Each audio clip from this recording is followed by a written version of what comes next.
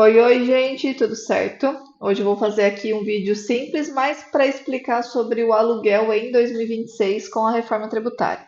Primeiro começamos com, existe sim vários assuntos, vários vídeos e na internet existe muita coisa, nem sempre é real ou nem sempre vai se encaixar com o seu perfil. Então aqui eu vou trazer sem nenhum tipo de alarmismo, para te não ficar preocupado, tá? Então, eu vou trazer aqui vários pontos sobre o aluguel em 2026 na pessoa física e você também depois pode nos chamar também para tirar sua dúvida. Começamos por o aluguel, ele não vai ser proibido na pessoa física em 2026. A gente já ouviu casos de que ouviu falar que não pode mais ter pessoa física, mas no CPF o aluguel.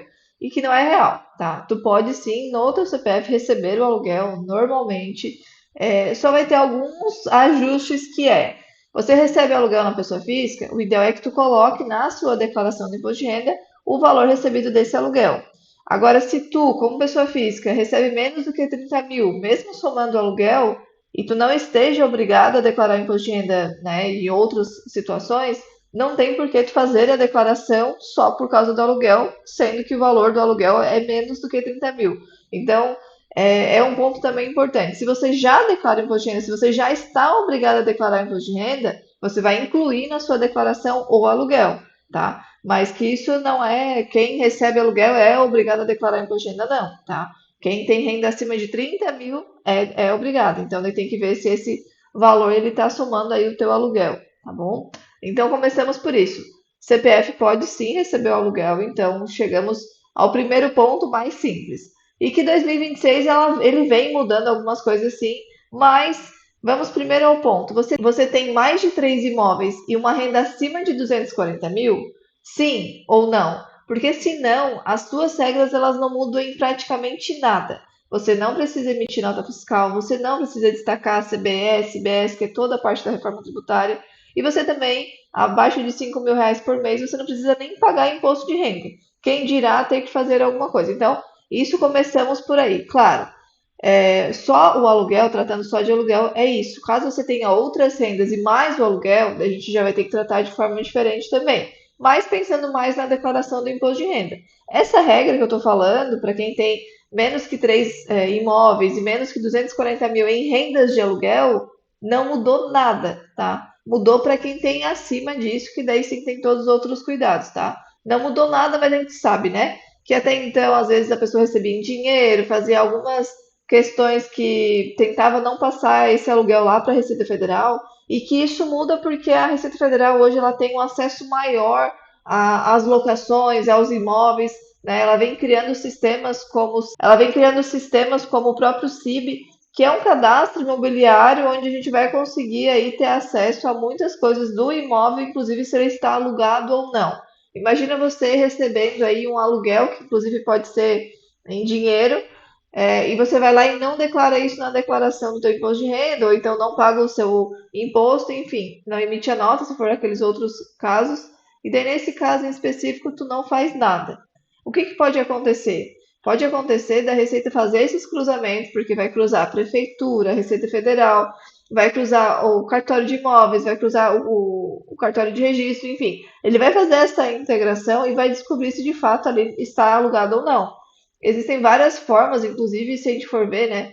Ah, eu tenho um pavilhão e esse pavilhão existe uma empresa lá que alugou o meu pavilhão. A empresa ela vai cadastrar a empresa, vai ter ali o cartão CNPJ que vai estar naquele endereço.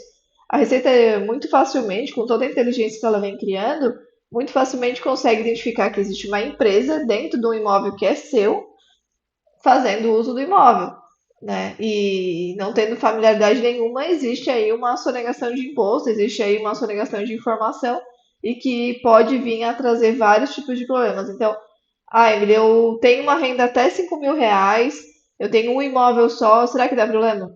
O problema é tu não declarar esse imóvel, porque vão surgir outras questões, né? Então, esse é o cuidado maior. Ah, não, eu tenho mais de três imóveis, eu tenho um valor acima de 240 mil, o que que eu faço? Eu te indicaria, olhando só para esse cenário, em abrir uma empresa, né? Uma empresa que administra os imóveis, que administra os aluguéis, com certeza seria muito mais vantagem. Mas, claro, tem que, né, fazer uma análise de cada pessoa, não é algo geral, mas na maioria dos casos, sim, a vantagem é abrir empresa. Inclusive, as multas para quem não declara esse aluguel é muito alta. Como todo tipo de sonegação ela é alta, mas a gente parte aí de 70% acima do imposto, então tu já teria que pagar o imposto de renda na pessoa física, tu teria mais 75% de multa e que pode chegar inclusive a 150% se a gente encontrar isso como fraude, né? Além de juros, a malha fina, bloqueio de certidões, inclusive dificuldade de financiamento, problemas com vendas desse imóvel. Então, a gente sabe, né, que a Receita ela tem melhorado em muito esse sistema para eles conseguirem ter acesso a essa informação que muitas das vezes era sonegado esse imposto e que a partir de 2026 começa essa dificuldade.